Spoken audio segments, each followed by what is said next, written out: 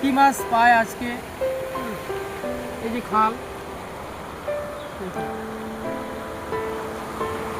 খুব একটি বড় না এবং গর্তও নেই, পরিষ্কার একটি খাল।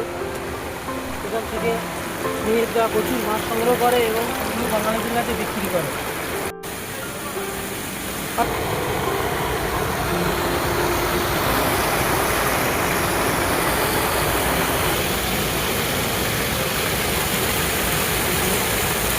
এই জলের স্রোতে মাছ আছে, পুঁটি মাছ, ট্যাংরা মাছ, শোল মাছ, কচ্ছপ, কাঁকড়া সবই আছে।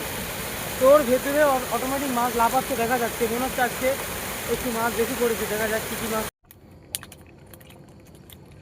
এই মাছগুলো খালের থেকে সংগ্রহ করা হয়েছে, দেখো কত বড় বড় পুঁটি, এগুলো নাকি সরপুঁটি। এটা কি কালবোস?